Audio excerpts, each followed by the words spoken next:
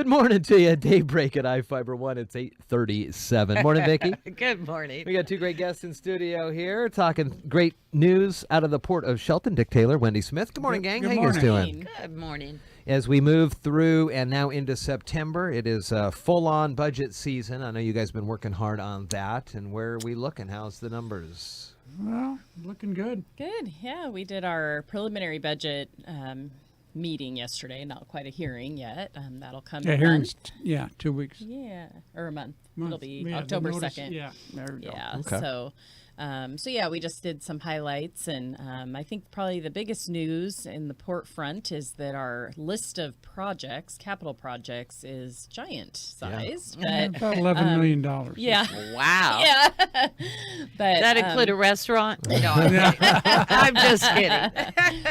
But the good news on that is that most of that is not funded by the port, Oh, good. Yeah. or it'll be paid back in some manner. So it's either grants like FAA, that giant project. It's a combination of the taxiway lighting, the overlay, the property acquisition. That'll be $5-6 million somewhere in there, and then the majority of other projects are building projects that will be paid back by tenants. Sure. So Oh, cool. When you guys look to maybe add new buildings for folks, where on do you guys just say close to the roadways, or do you have specific areas that you want to build up in port property?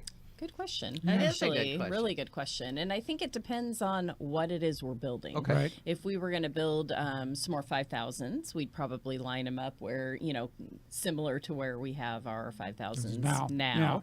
In looking at larger buildings, say for a tenant's expansion needs, that kind of thing, then you look more to what fits their needs, site specific for their. We got lots of property built at Sanderson Field and at Johns Prairie, so we can kind of pick and choose at this point. Tailor it to their need. Nice. Yeah. The only thing that's pretty ironed out would be through the ALP, the airport layout plan. That's a specific document that shows where hangars or airport related activities need Need to go. So, But other than that, yeah. yeah, and we've been approached by a few outside groups that are looking to possibly build hangars. Oh, and very so, cool. Yeah, there's just kind of a lot going on with people and just building opportunities. Nice. And business is good and property values are up. Yeah. And Very so good. that affects our budget as well. As property values go up, that our district values rise, and that's a part of our budget. It's only a small part of our budget though. But. And how much of the budget is anticipatory revenue, like what you were saying, or in 2 years or in 3 years we should be at this number? Do you guys do? Is there that looks? I know the state government kind of budget out a few years. Well, they do it a biennium. Yeah. So. Yeah. Yeah, no, we don't really do it that way. We look at what the projected revenue for that upcoming year is. Just the year. Yeah.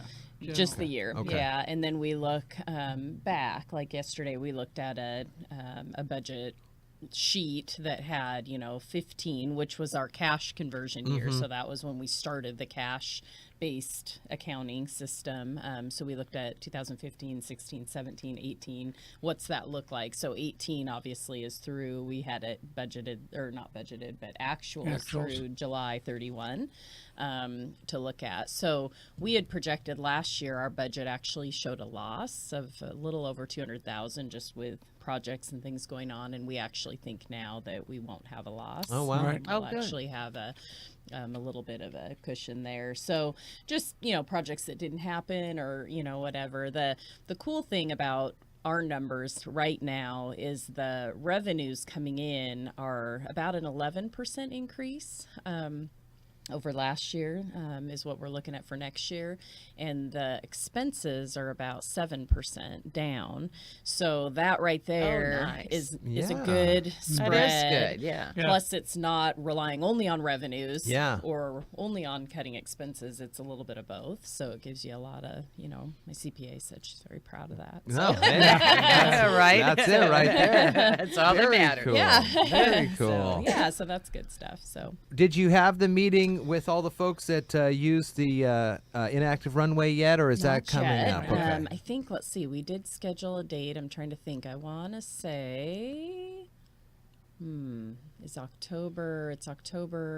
It's a Monday, and I want to say maybe it's like a holiday. I think Columbus Day. Is that the only one? I think like there's there's one of those in 12. October. 11th, 12th. This looks like she's that. using a Ouija board I'm to figure right this out. Yeah. Visualizing. Yeah, but it is scheduled. We Okay. sent it out to the groups. We last time we did a 2:00 meeting on a Thursday, and we thought some of the groups coming from Seattle, Sure. that's pretty tough. So we did a little poll of a couple user groups and said, is mornings or afternoons better? One said morning, one said afternoon. So we picked a Monday, but it is at 2, I believe. So I'll get that date to you. But that'll be a good meeting. I think it'll be when a the good- dry season hits, which we're kind of wrapping up here, I'd say that it probably wraps with Oysterfest.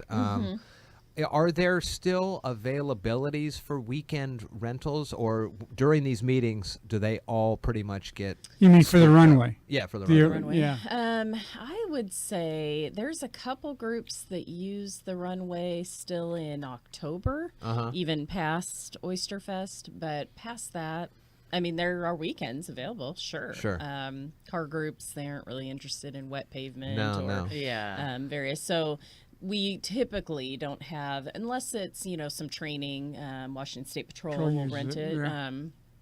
Other than that, I'd say from probably November through probably the first part of March. Maybe there's a few groups the later part of March, but really we don't get going again until April. And then so. when summer hits, and if a group maybe doesn't go to the meeting or isn't aware, and they go, boy, we're looking for a space, we heard about this. Is there even really openings, or do you guys have it there booked out? tends not to be. There this last year, the wine mixer group, that did the concert, they actually didn't come to the meeting, didn't know anything about it until later, and just happened. There was one weekend. Wow. Oh, available, wow. and, Yeah, in lucked out July. there, didn't they? So it's Wow. pretty rare. We're just so busy anymore that it's pretty rare to find a weekend available. But Is that something unique to the Port of Shelton to have a decommissioned runway that is think used for so. this? You Yeah. guys talk about this across the state Port at of all? Bremerton has a decommissioned runway that they run a drag strip on Oh, at Bremerton Airport. okay. yeah, so they do it more for one specific project. Sure. Yeah, I or- think what's not unique is that it's a space for people to lease or rent for an event, and other ports do it on a pier. Oh, they I see might what do, you're saying. Oh, specific yeah. field or- area, yeah. that Okay. maybe they have a gazebo or an event building or Because this something. is but flat, cemented, yeah, ours is with more, power and Blacktop, everything. yeah. Yeah. Yeah. Oh, cool. So Always good stuff coming out of the port. How about you guys come back next week? We'll continue with this good news. Yeah, we'll bring it.